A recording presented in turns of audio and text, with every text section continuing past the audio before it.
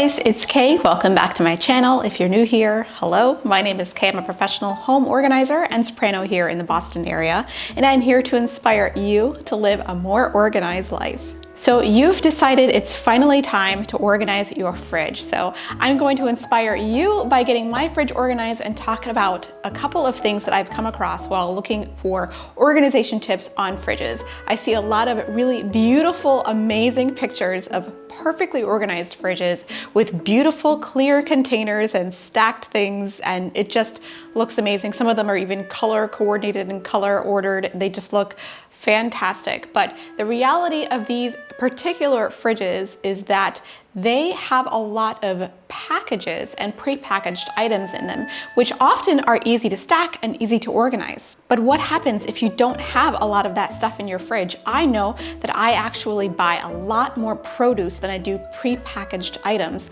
and I can't stack everything neatly in my fridge. Well, for you people with a fridge full of fruits and vegetables and yummy things from the earth, I will tell you exactly how to do it. Let's get started. So behind me is our fabulous refrigerator. This is a new refrigerator, so it's got the French doors and it's got this drawer freezer, which, truth be told, I'm actually not a big fan of, but we will be doing that in a separate video. We're just focusing on the fridge for this video. So let's go ahead and look inside.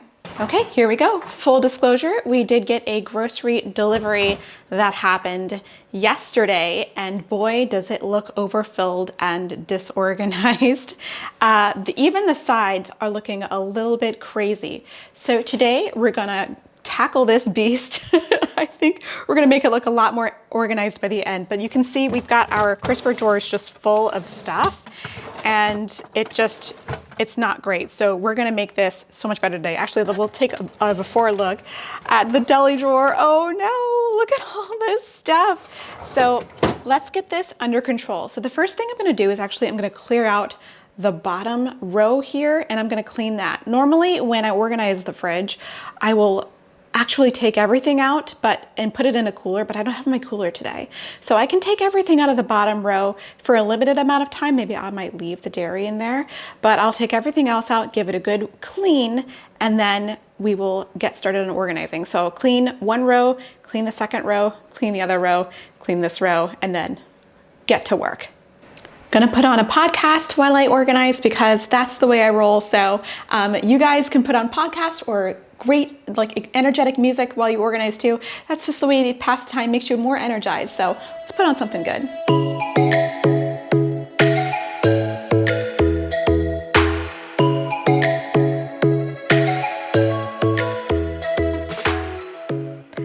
The super fun chore that is organizing the refrigerator. I get a lot of comments about this and how it just seems to get messy again over a really short period of time, and unfortunately that is a reality of an incredibly dynamic space, which is your refrigerator. Dynamic spaces include places that are getting things taken out and putting in does that make any sense? Repeatedly over time, like your entryway, your coat closet, your pantry. These are spaces that are incredibly dynamic, always changing. I know that I don't eat the same things every single week, otherwise I would get incredibly bored. So the shape and sizes of things I'm storing in my fridge will vary from week to week. So I need to keep on top of this organization situation. So organizing your fridge once a week or once every 2 weeks is perfectly normal. You just need to stay on top of it and make sure that everything is in tip-top shape. My biggest recommendation for organizing your fridge is making sure that everything is visible. Being able to see exactly what is inside at any given time is important to combat against food waste. I've found that there are things that I've forgotten about because I simply could not see them, like strawberries that had gone bad or blueberries that were just there for a week and I didn't know I had them. I would have made some lovely muffins if I had. So I need to make sure that everything is visible and has amazing expiration dates. I am there writing the expiration dates on this egg carton. By the way, the egg container is something you only have if you're extra like me. The egg carton that you get from the store is perfectly fine to store eggs in, and they're pointy side down the way they should be.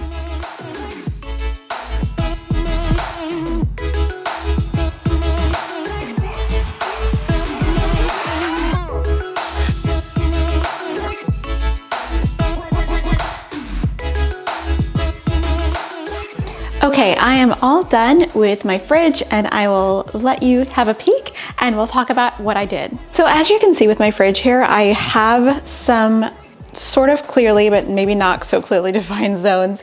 We've got produce here, here, here, here, and we've got leftovers here, dairy and drinks here, but also some drinks over here as well, and condiments and things that can stand a fluctuation of temperature over here, butter, sauces and more condiments, basically just hot sauce. We have a problem with hot sauce. We love hot sauce, and some more things we cook with like condiments, lime juice, lemon juice, stuff like that up here. The main problem with storing lots of fruits and vegetables in a refrigerator like this, it's fairly small actually, is the use of the crisper drawers, which I have a whole video on.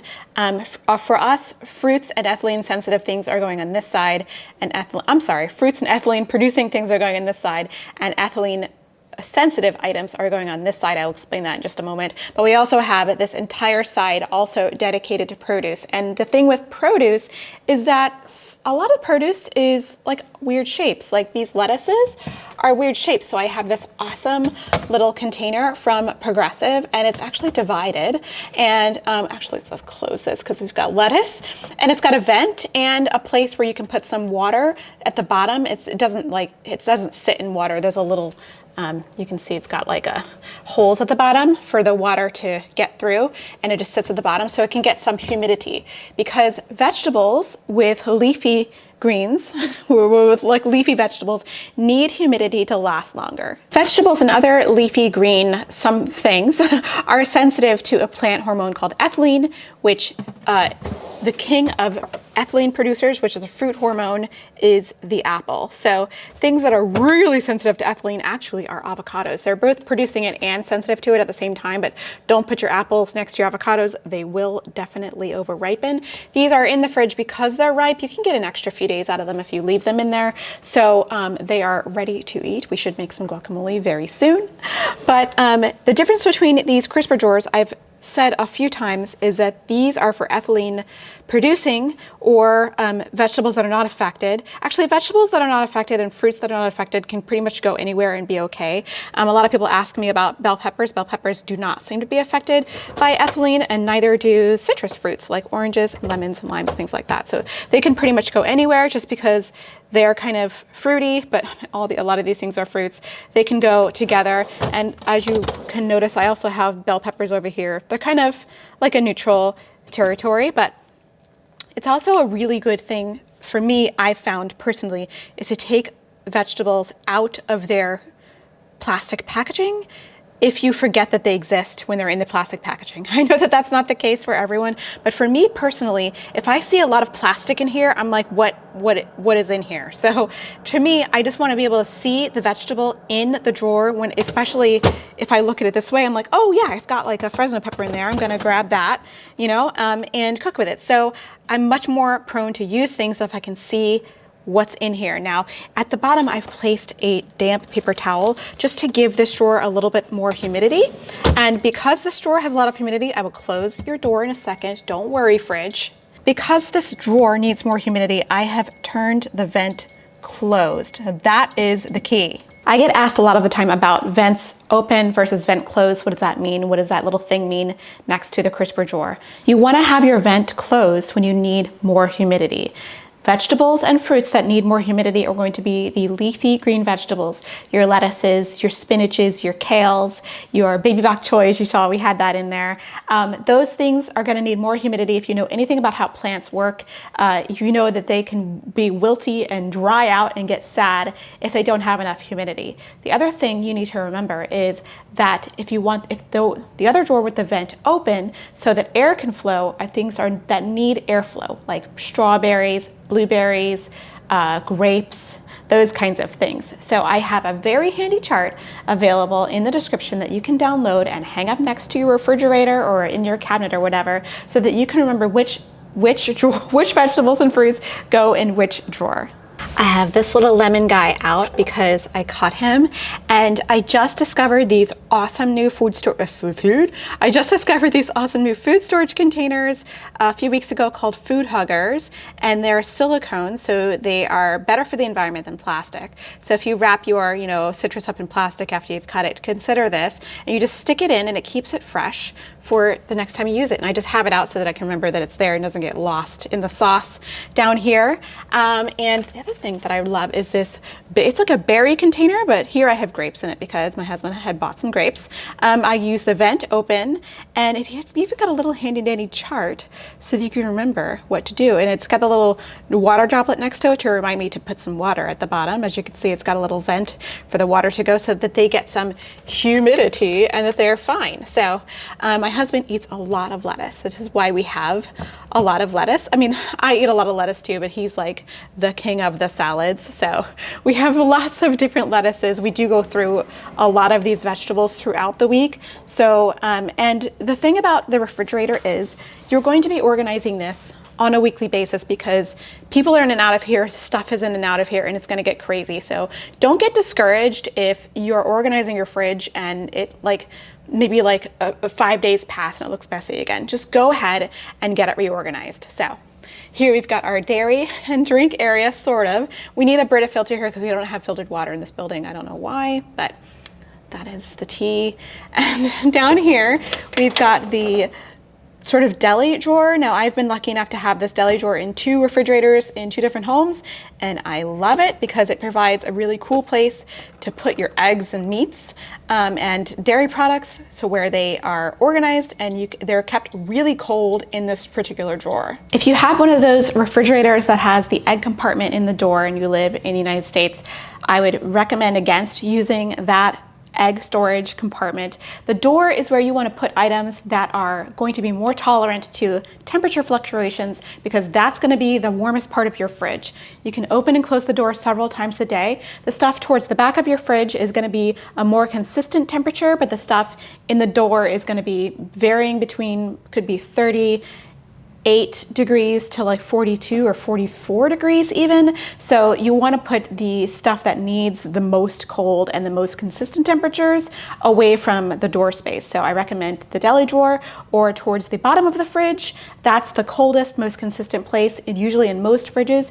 If you do not know where your cold and warmer parts of the fridge is, you can buy a really cheap refrigerator thermometer. They are so inexpensive. I got one at the local store for $5 or something, and they're actually really fun. So grab the thermometer, put it in a place in your fridge and just leave it closed for a couple of hours, and then come back and move it to a different place in your fridge, and you'll see that the temperature fluctuations are really interesting. Some parts of your fridge are really cold and some parts of your fridge are really warm. Well, not warm, but warmer. And you'll be surprised about the inconsistency throughout your entire refrigerator. Be mindful of not overpacking your fridge or not having an overly empty fridge. That's bad too. So you want to keep it sort of moderately occupied at all times because too much airflow is not good for the food in your fridge, as well as not enough airflow is actually not good for your food in your fridge either. One of my favorite things to battle food spoilage is the Blue Apple. I have been using it for years. I love this product. It's basically an ethylene eating little apple. It's a blue apple, so you can tell, you're not going to mistake it for a real apple.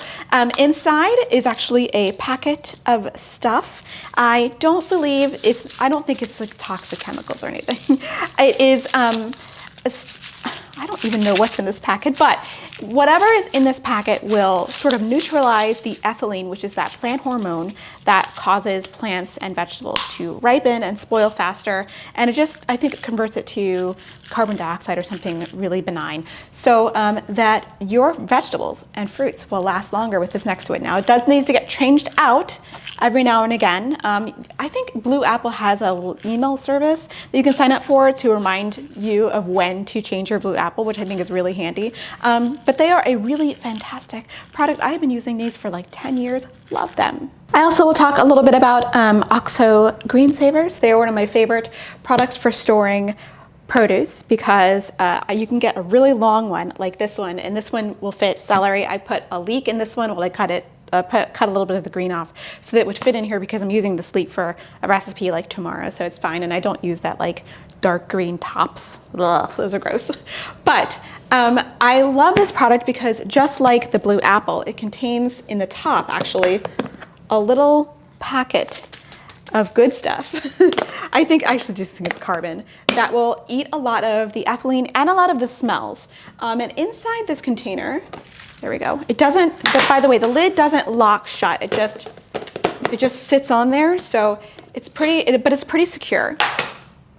Inside you've got this container here, which is like it's like a colander. I'll pull it out this way. Here.